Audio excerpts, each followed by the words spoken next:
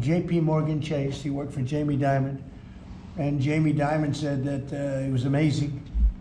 So think of that, chief operating officer, J.P. Morgan Chase, had a storied career. Then he went to First Data. For those in the business, you'd know it's the largest payment company anywhere in the world. And worked for Henry Kravis, and it was in big trouble. He took it over as CEO. He made it incredible. They merged with Fiserv, and he became CEO of that, and that became extremely successful. I was in Milwaukee. I guess they have the Milwaukee Arena, and where we had some good success and some good speeches. But he's a really legendary guy, and he wanted to do this. I mean, he just wanted to straighten out Social Security because he loves our country. And what he's done in a few months is amazing. Almost 60 million American seniors rely on Social Security for peace of mind and a life of dignity and retirement. These Americans paid into the system, and they deserve leaders in Washington who are going to protect the benefits they've had and protect Social Security. Under Biden, Social Security went down like nobody's ever seen. It deteriorated. There's never been anything like it. The 4 years of Biden were very, very destructive. It couldn't have gone on much longer. Social Security was going to be destroyed. It was being destroyed. The average call wait time reached an all-time high of more than 42 minutes. Field office wait times were at 32 minutes, which is unheard of, and the disability claims backlog was the longest ever in recorded history. In other words, it was run just like the country was run. It was run really badly. But I'm pleased to report that under our leadership, and Frank in particular, the changes he's made and what he's done is sort of a miracle. Sort of like what happened with the country as a whole. Field office wait times are now down 30% since last year, and it looks like it's going to a total record number. And the record was set in a long time ago when the world was a lot different place. We're gonna beat that record. Call wait times are down 73% while serving twice as many customers per day.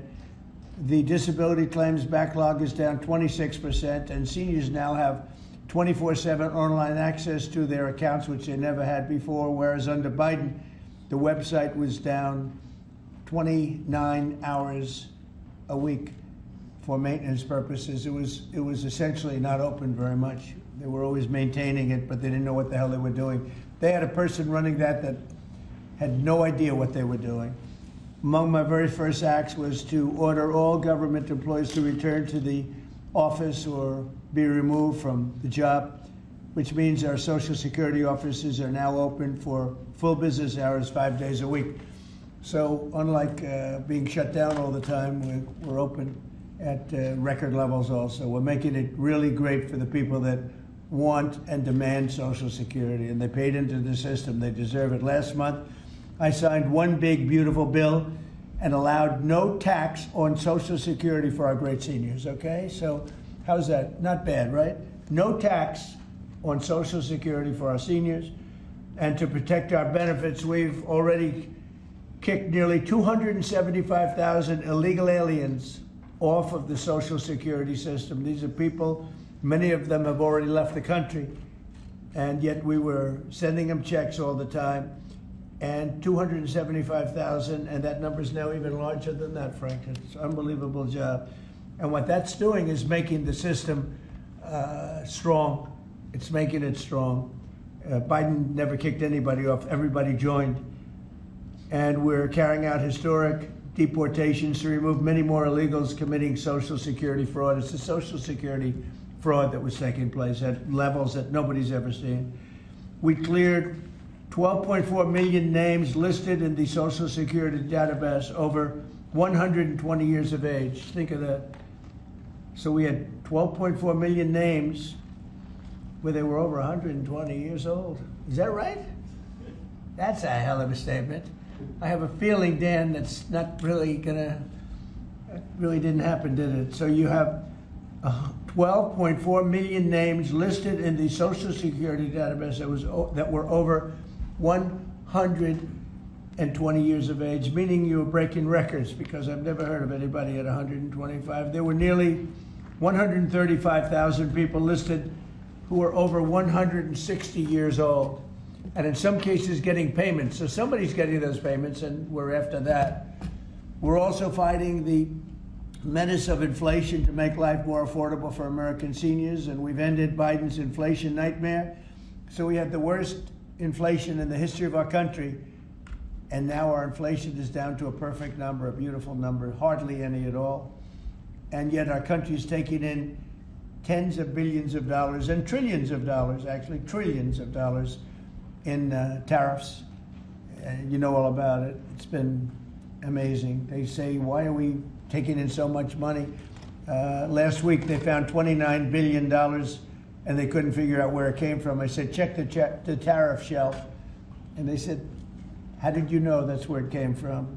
We're taking in billions and even trillions of dollars in tariffs, paid by other countries who, frankly, were taking advantage of us for many, many years. And they were doing that to us, but our people didn't know it.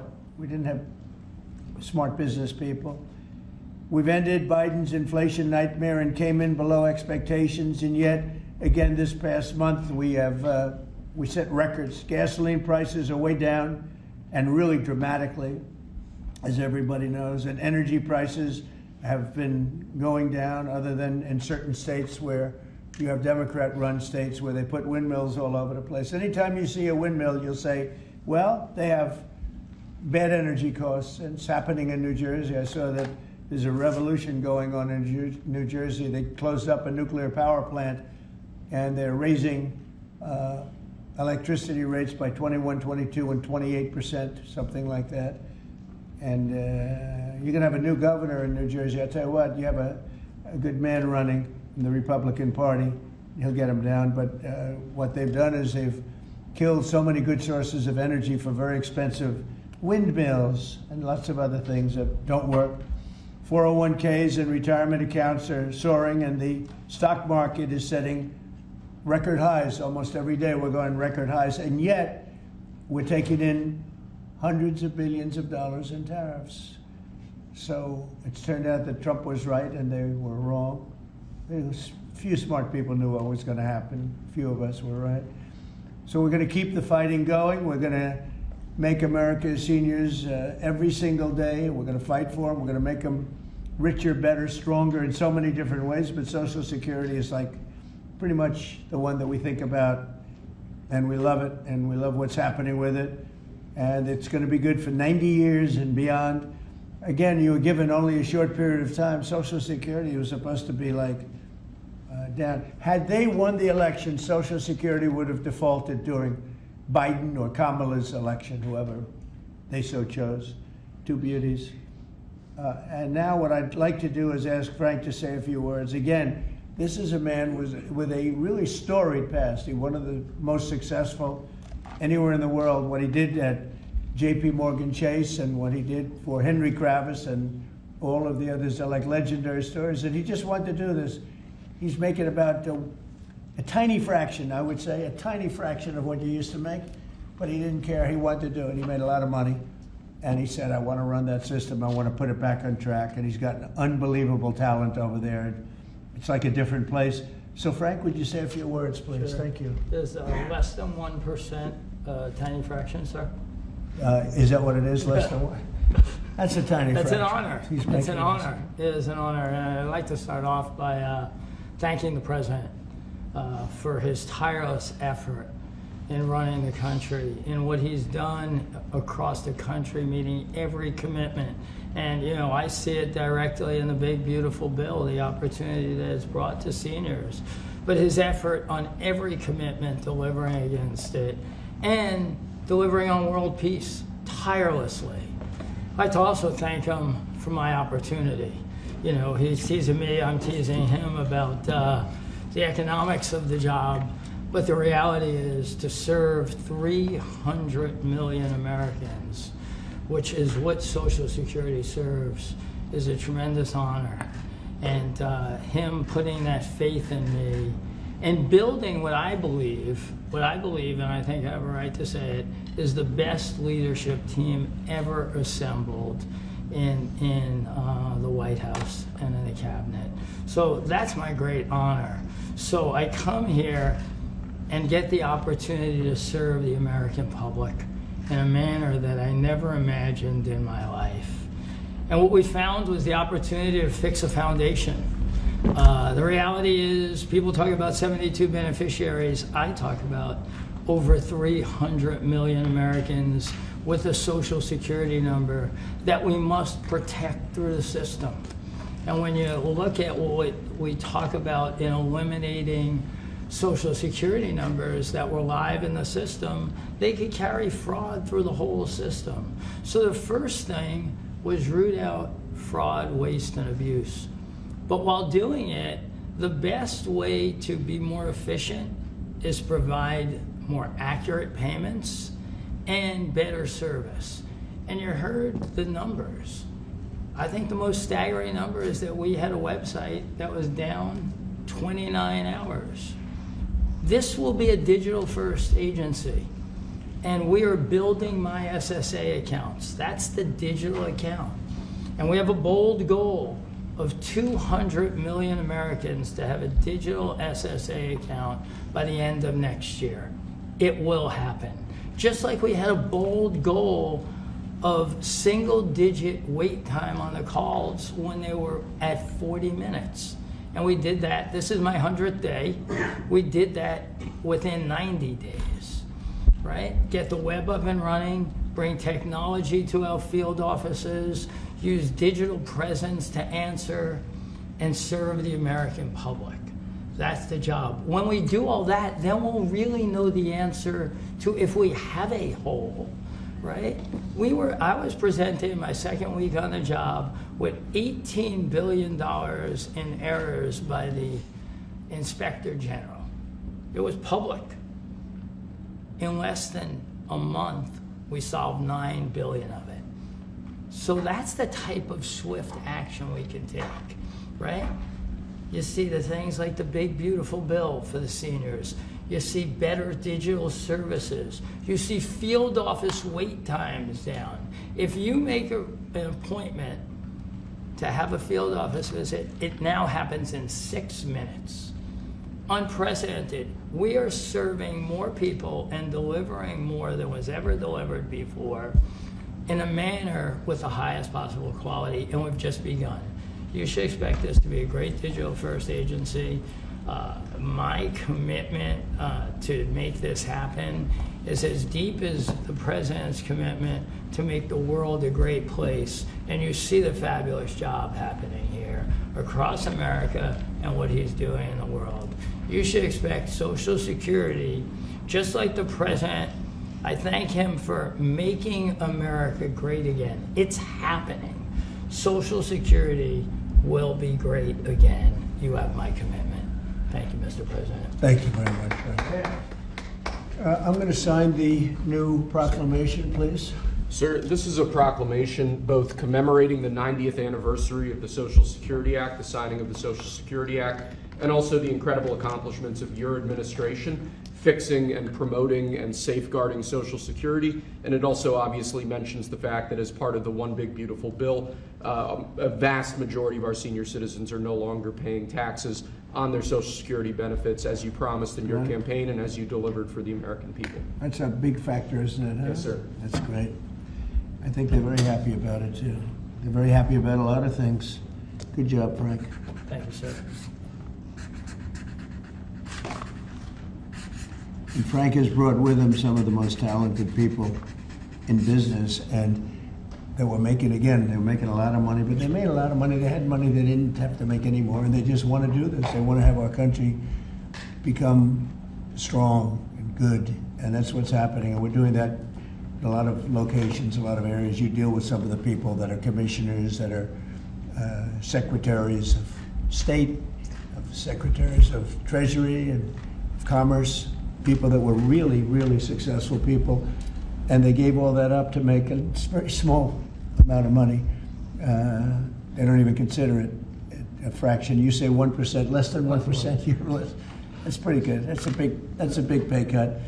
But Frank is one of the most outstanding of all. His career has been incredible, and you just have to look at what happened at JP Morgan Chase and look at what happened with First Data. First Data was the biggest company of its kind.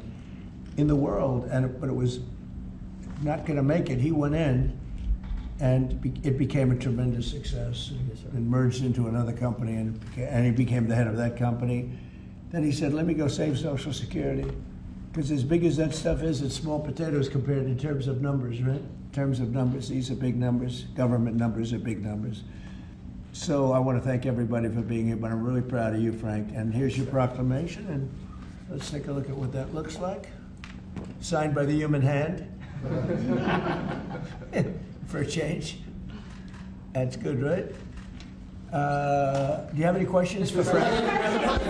How about the questions for Frank? Mr. President. For Frank? Mr. President? Yes, on Social Security. Please.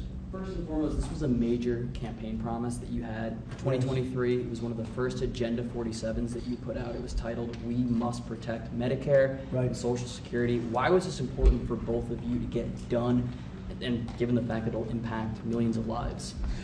Well, it was very important to me because I knew how Social Security, I've been hearing about it for years, long before I came to office, that it was really going to die very shortly. And I had to put somebody outstanding in, and I was talking to him on a business sense once, and I said, "This guy's amazing." And he said, "I'd love to help you with Social Security," because it's sort of what he does. You know, he takes troubled entities and turns them around. And he did some of the biggest messes in the world, and Social Security in a certain way, I guess, you reported it all the time. In 4 or 5 years, it's going to go bust, but not anymore, it's not.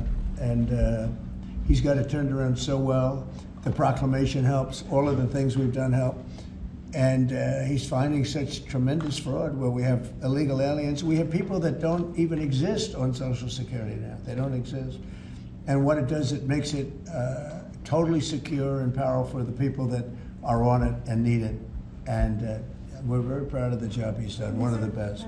Kara Castro from Lindell TV. How are you today, sir? Democrats like Bernie Sanders and Elizabeth Warren continue to peddle the lie and the claim that you're trying to cut Social Security, despite your repeated promises to protect it. Why do you think they keep pushing this misinformation and literally terrorizing the elderly in America that sadly keep watching the very misleading mainstream media? I love your question. I should have called you almost first, but I love his questions also, always. But it's such a good question. It's so vicious what they do. Elizabeth Warren said she was an Indian. We call her Pocahontas. She's a liar. She lied her whole career. Based on the fact that she was an Indian, she was able to get into certain colleges, get certain jobs, get into certain universities to work there. She's a liar and a mean person. She's a nut job. I watched her the other night. She's all hopped up endorsing a communist in New York City. And she was all excited and jumping up and down. She's got to take a drug test. She really does. She's got to take a drug test. There's no way somebody can act that way and be normal. What she's done to our financial institutions, she destroys people. You know that you had a lot of great banks in the Midwest and banks that loaned to farmers and others, and they went out of business. She put them out of business. Stone cold mean.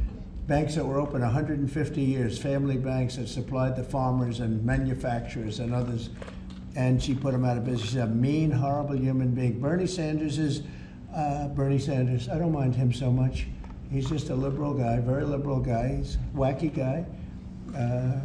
He's still sharp. I got to tell you, he's 86 or 87 or something. He's still sharp. You compare that to Joe Biden, it's, sort of what happened. So I don't mind Bernie Sanders. With him, you know what you're getting. You're getting a guy, he's a nasty guy, but he's somebody that, I don't know if I call it a fastball, but he's able to throw the ball pretty well. He's okay. I watched him the other day. He was totally on the opposite side of things. I will say this, the biggest issue right now, and an issue that's really taken hold, is crime, stopping crime in the cities, and the Democrats are fighting the stopping of crime. So I think that's like men playing in women's sports is okay, or transgender for everybody okay. But this is a bigger issue. This is the biggest of all issues. Crime is rampant in D.C. It's rampant in our generally blue-run cities, and they've got to do something about it, or they're never going to win another election. And instead of calling me a dictator, they like to say Trump's a dictator. Trump's a dictator. Well, I had calls from many, many friends including Democrats. I have a lot of Democrat friends, but they're normal people. And they were thanking me so much for what I'm doing in D.C. They feel so safe already. And you know, at the border, we had 0 people come in, and this is done by a liberal group. They're the people that do it. I have nothing to do with it. 0 people in 3 months. We had 0, 0, and 0 for 3 months. And last year we had millions of people pouring in from all countries, from jails, from drug addicts, gang members, drug dealers by the thousands and thousands. 11,888 murderers, half of whom committed more than one murder. They flowed into our country, and for the last 3 months we had none. And I didn't get, remember when Joe Biden used to always go, I need legislation, I had no legislation. I just said we're closing the borders, and the whole world understood it because they respect your country again. They really respect this country again. They didn't respect it. When he said it, it didn't mean anything. But now they know it meant a lot. And Mexico does what we tell them to do, and Canada does what we tell them to do, because we have the 2 borders. We have the northern border, the southern border, and they were both horrible. But now it's some people say it's a miracle. Well, what Frank has done with Social Security also is something very special. But what we're doing with crime, which will be your next question, I guess, that's because everyone's they're afraid. Half of the people here, maybe all of the people here, most of you live in D.C., you are petrified to go out. And you're liberal, and if you're liberal, you're going to have to change. You're Democrats, you're going to have to change your ways. So we will have crime under control very shortly in D.C., but they're record numbers. And sadly, what I guess the mayor did, but whoever it was, they asked the numbers to be fudged so that it would show less crime than the fact. The fact is, it's worse than it's ever been, and we will have it just like we did at the border, where with borders are totally in great shape right now, the best ever, record-setting shape. We'll have the crime situation solved in D.C. very soon. And we're also going to beautify the city. We have a beautiful city, but you can't have graffiti, and you can't have roads with potholes, and you can't have the medians, the dividers in the roads falling down on the street. We're going to be beautifying the city, making it really beautiful. We're going to be getting the criminals the hell out of here. We don't want the criminals in Washington, D.C. Mr. President, one on your Putin meeting and then one on D.C. crime. Are you prepared to offer Vladimir Putin access to rare minerals to incentivize him to end the war? We're going to see what happens with our meeting. We have a big meeting. It's going to be, I think, very important for Russia, and it's going to be very important for us, and important for us only that we're going to save a lot of lives. Look, we have, we're not paying any money, as you know, to Ukraine. We're supplying equipment. We're being paid 100% plus for that equipment by NATO. And I got NATO up from 2% to 5% of GDP. They now have billions of dollars. NATO is a very rich group of countries, and we make the best military equipment anywhere in the world by far, and they're buying our equipment, and they're paying 100% for the equipment, 100%. In fact, they owe us about $2 billion now. They're going to send a check. Another one was sent recently for $1 billion. So we're not spending any money anymore. Biden gave them $350 billion, got nothing for it.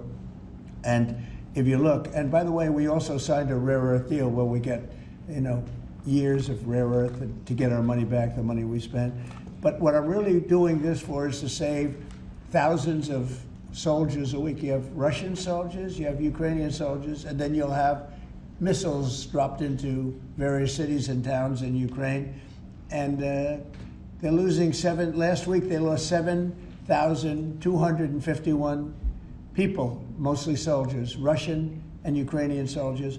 I'm doing it for that reason. We have a meeting with President Putin tomorrow.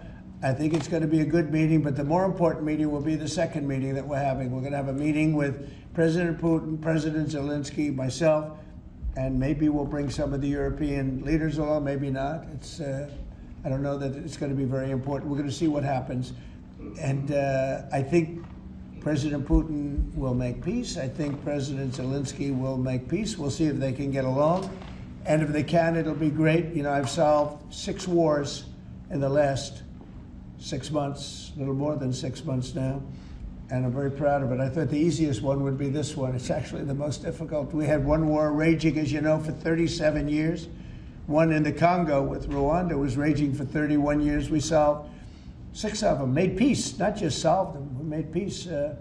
If you look at Pakistan and India, that was, planes were being knocked out of the air. 6 or 7 planes came down. They were ready to go, maybe nuclear, we solved that. I thought this would be maybe an easier one. It never made sense, this war. It would have never happened when I was president. If I were president, this war would have never happened. But millions of people have been killed. And I'm there for one reason, to see if I can solve. This was Biden's war. This isn't my war. I want to see if I can stop the killing. Yeah. But rare earths, do you plan to offer him access to that at all? We have great rare earth. We made that as payment for all of the money that we've spent so foolishly in Ukraine. We spent $350 billion. Now Europe spent $1 billion. That's a lot of money. They spent $100 billion. That's a lot of money, but we shouldn't be spending a lot more money than them, and they understand that. And I think that's maybe why we're not spending money anymore. We're not spending any money. They're paying us for everything. So it's people are shocked when they hear it. They don't even understand. They don't even write about it. But we're not spending money, but we are spending a lot of time trying to get the war solved. If we can get the war solved, we'll be very happy. As far as rare earth, that's very unimportant relative. I'm trying to save lives. And on DC crime, sir, on DC crime. Do you have a message for the Democrat lawmakers like Nancy Pelosi or media who are saying, after living here for many years, that there is no crime and you're trying to start a new news cycle? It's another reason why the Democrats lost the election in a landslide. They lie. It's just lie. Look, the crime is very bad. I think they'd be much better off saying, we want to help President Trump with the crime because it's an epidemic. It's a tragic situation. It's the worst it's ever been. And we want to help President Trump with the crime, as opposed to, he's a dictator. He's a dictator. People are so happy to see our military going into D.C. and getting these thugs out. As you know, we arrested a lot of people yesterday. We arrested a lot of people today. We're getting people that have arrest records that you wouldn't believe. 28 arrests, 15 arrests, brutal, brutal people. And we're going to have to do something about this cashless bail, because people shoot somebody, they kill somebody, and they're out on the street in less than an hour. Now, that's when it's all started, in New York, in Chicago, Los Angeles. You take a look. If we didn't go to Los Angeles to help this incompetent governor and a mayor that doesn't know what the hell she's doing, if we didn't go to Los Angeles, you wouldn't have a big part of it burned down. The other part of it would have burned down too. You would have not had, I don't think you would have been able to have the Olympics. We have the Olympics. I have a lot at stake with that, because I'm the one that got the Olympics. I got it in my first term, and I was saddened because I got it for what would be my third term, okay, which turned out to be second term. And the Olympics, it's a great honor, but I felt badly because I said I won't be president when the Olympics came. Well, through circumstance, I am president. I want to make sure the Olympics is great, the World Cup is great, and the 250, maybe the most important of all, is the 250-year celebration is great. So what's happening is we will work very hard. You would not have had, I don't believe that if I didn't send in the troops, I don't think you would have had Los Angeles in condition to have the Olympics. I think you would have had to tell them, I'm sorry, you're going to have to go someplace else. And if you look at the police commissioner or the sheriff, he said, we really needed them. Thank God they were here. We really needed them. That was the first 2 or 3 days. After we solved their problems, then he said, well, I think we could have maybe done it. No, he was told what to say. He said, you go back to your files and see what he said. He said, thank goodness they came. If I didn't go and put our military there, or National Guard in that case, and we'll go military if we have to, but the National Guard went there. They were very effective. If we didn't do that, I don't think you would have had the Olympics in Los Angeles. The place would have been just like the 25,000 houses that burned down, where, by the way, the governor ought to focus on getting their permits. You know, the federal permits are given. Those are the hard ones, and they were given a long time ago. People can't rebuild the house because they can't get permits from the state and the city, and they ought to focus on that because it's very upsetting.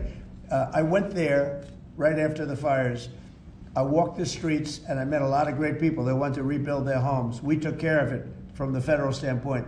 but they're not taking care of it from the city side, the mayor and the governor.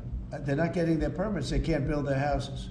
Mr. President, on DC crime. Go ahead, please. Mr. President, thank you. Do you think this summit and the incentives for peace you are putting on the table could end up rewarding Putin for his invasion of Ukraine? And what kind of signal do you think that could potentially send to other aggressors? No, I don't think it's a reward. I think that what we have is a situation that should never have started, should have never started. It didn't start under me, and for 4 years it wasn't even discussed.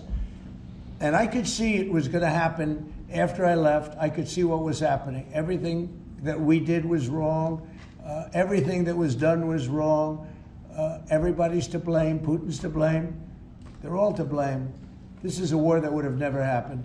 Mr. President, on DC crime, sir. The other question on LA, Mr. President, earlier today, the Washington DC police chief issued an executive order allowing metropolitan police officers conducting traffic stops to notify federal immigration and customs enforcement about undocumented immigrants that they encounter. Yet the city has a long-standing pro-immigration policy, including allowing non-citizens to vote in local elections. Which is ridiculous. And limiting cooperation with federal immigration agencies. Right. Did your administration pressure the DC police chief to review and repeal these policies? And will you require other cities to roll back similar policies to avoid possible federal takeover of local law enforcement? So what you're saying is that it was a very positive thing. When they stop people, they find they're illegal, they report them, they give them to us, etc. That's a very positive thing.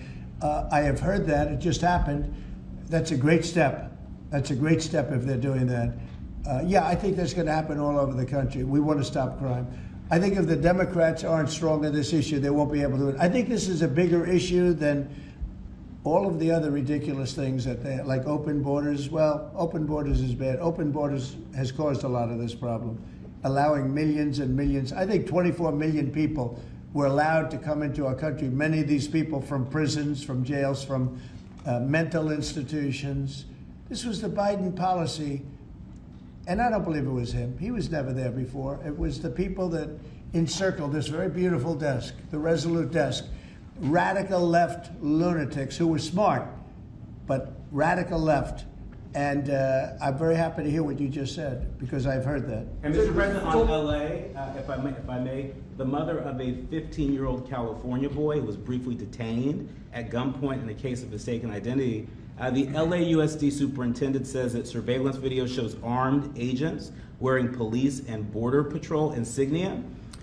Given the National Guard, the Border Control, ICE agents, they're not trained in local policing. What specific steps are you taking to ensure that young people are not put in harm's way with these types of operations? Yeah, what they are trained in is common sense, and they're very tough people. And they have great common sense, and they are highly trained. I heard the mayor of LA was saying, oh, they're not trained this way. I heard this character from, where was he from? They talk about him as a candidate. He's got no chance. The governor of Maryland, I watched him this morning saying that the governor of Maryland, yeah, they say maybe he'll be a president. He's not presidential timber at all.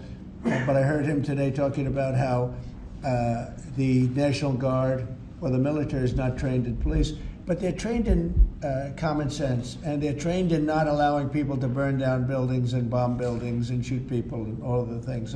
They've done a great job. Again, if we didn't send them, and very importantly, if we didn't send them into Los Angeles, the rest of Los Angeles would have been burned down to the ground. When you look at Minnesota, Minneapolis, I sent them into Minneapolis because the governor wouldn't make the call. If I didn't do that, you wouldn't have a Minneapolis. It wouldn't be, I don't think it would be existent today. You remember the famous scene burning over the CNN anchor's shoulder? He said, everything seems to be very peaceful. And behind him, the whole city's burning down. So you had the whack job governor who ran for vice president and made a fool out of himself. You would have had, I saved that city, I'll tell you, I saved that city. So the bottom line is these are very tough people that are trained in a thing called common sense, and they're also trained in doing what we're talking about right now. And you watch crime stop, but you wouldn't have Los Angeles. It wouldn't be existent today. We would have had to cancel the Olympics if I let that go on. Mr. President, are you concerned at all, Mr. President? Will you pressure Israel to allow journalists into Gaza to cover the humanitarian efforts the U.S. is pursuing? And I'd like to see that happen, sure. I'd Yeah, like to would you see pressure that. I would like to Netanyahu? see it happen. I would be very fine with journalists going in. It's a very dangerous position to be in, if you're, as you know, if you're a journalist, but I would like to see it. And on tariffs, Brazil, Mexico, and Latin America are getting closer to China, and they say it's partly because of the tariffs you're imposing those countries. Are you concerned them getting closer to China? No, not at all. I'm not concerned at all. They can do what they want. You know, none of them are doing very well, and what we're doing in terms of economics, we're blowing everyone away, including China. We're doing better than any other country in the world right now. Brazil has been a horrible trading partner in terms of tariffs. As you know, they charge us tremendous tariffs, far, far more than we were charging them. We weren't charging anything, essentially. And Brazil has some very bad laws happening where they took a president and they put him in jail, or they're trying to jail him. And I happen to know the man, and I will tell you, I'm pretty good at people. I think he's an honest man. I think what they've done, this is really a political execution that they're trying to do with Bolsonaro. I think that's terrible. But they also treated us very badly as trading partners for many, many years. One of the worst countries on earth for that. They charged tremendous tariffs, and they made it very difficult to do anything. So now they're being charged 50% tariffs, and they're not happy, but that's the way it goes. Mr. President, on DC crime, sir, on DC crime, are you concerned at all that some federal officers that are helping DC police might be being pulled away from other high priority assignments? Like what? Like what? Terrorism, for example. Oh, really? Terrorism? They'll stop terrorism as part of what they're doing right now. No. The soldiers that we have, first of all, we have plenty of them, long beyond what that you have here.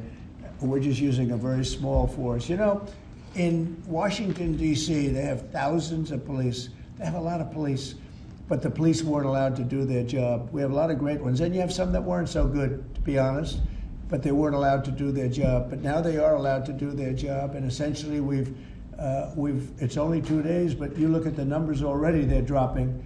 And no, they're not being pulled off for anything. Mr. Mr. President, President, as you know, Tulsi there were some Gabbard- very concerning reports about crime statistics. Police are manipulating crime data to downplay crime in DC. Will the administration release its own crime statistics to counter their misinformation? And will those individuals who are intentionally misrepresenting crime data and fudging the books, like you said, be penalized for endangering the public? They are under investigation right now. They are giving us phony crime stats, just like they gave other stats in the financial world, but they're phony crime stats.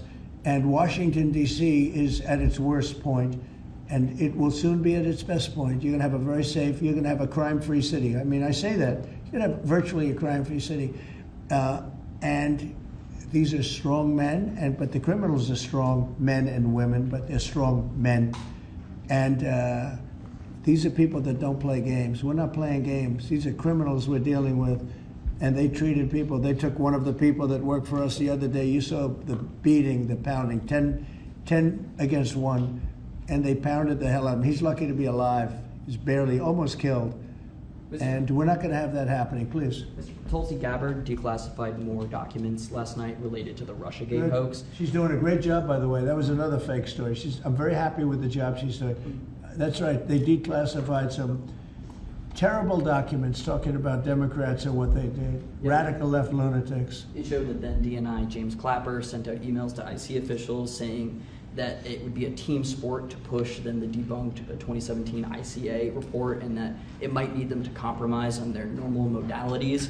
What's your reaction to the latest declassification? And in your view, sir, what does real accountability look like for the players It's involved? incredible what we're finding. Absolute proof of guilt. And we'll see what happens. But Clapper and Comey and that whole group of criminals, they're criminals. And they made it very tough. You know, they did the fake Russia witch hunt that lasted for 2 years. And I got totally exonerated. There was no doubt about it. They should have done it in 1 day, not 2 years. But it was a whole scheme to try and demean Trump so that I couldn't win an election. And that is a criminal group of people. They're sick people, and they're criminals, and they should be taken care of. Mr. President. Does Putin have a strong hand tomorrow? Well, he came to our country, and I heard CNN fake news talking about that was a big win for him. Normally, you would say the opposite, but they said, oh, it's a big win that he came here. Normally, we would say the opposite, he came here. I think that President Putin would like to see a deal. I think if I weren't president, he would take over all of Ukraine. It's a war that should have never happened. Mr. President. If I weren't president, in my opinion, he would much rather take over all of Ukraine. But I am president, and he's not going to mess around with me. Mr. President, on Russia, Mr. President, would you support or agree to reducing NATO troops in Europe, in countries like Poland, in order to get Russia to agree to a peace deal? That hasn't been put before me, and I'll think about that for later, but it has not been put before me. Go ahead. Is anything less than an unconditional and immediate ceasefire a victory for the U.S.? Tomorrow? Yes. Well, tomorrow we'll see. I say, I don't know where that comes from. It's sort of not a good question. I would say that tomorrow, all I want to do is set the table for the next meeting, which should happen shortly. I'd like to see it happen very quickly, very shortly after this meeting. I'd like to see it actually happen maybe in Alaska, where we just stay because it's so much easier. But I think that it's going to be very interesting. We're going to find out where everybody stands, and I'll know within the first 2 minutes, 3 minutes, 4 minutes, or 5 minutes, like we tend to find out, whether or not we're going to have a good meeting or a bad meeting. And if it's a bad meeting, it'll end very quickly. And if it's a good meeting, we're going to end up getting peace in the pretty near future. Okay? How about one more? Thank you, Mr. President. On the Smithsonian, I know that your administration is seeking to weed out a lot of this left-wing spin that's in the museums, but we're seeing from people like Brian Stelter or other commentators that they're insinuating that you are trying to change history according to your narrative. What's your response to that, and is there anything you particularly like to Well, we take a look want at? the museums to treat our country fairly. We want the museums to talk about the history of our country in a fair manner, not in a woke manner or in a racist manner, which is what many of them, not all of them, but many of them are doing. Our museums have an obligation to represent what happened in our country over the years, good and bad, but what happened over the years in an accurate way. Thank you very much, everybody. Thank you, press. Thank you, press. Thank you. Thanks, guys. Cut it out right here. Thank you, press. Thanks, guys. Cut out right this way. Right this way. Thanks, guys. Keep coming. See the video of the sandwich thrown at the officer? Thanks, guys. Thank you, press. Thank you very much. Thanks, guys. Thank you, press. Let's go. Let's go. Thank you. Thank you. Keep coming. Here, I'll let you go right here. You can go. Okay. Thank you. Thank you, fellas. Hope you made it look good today.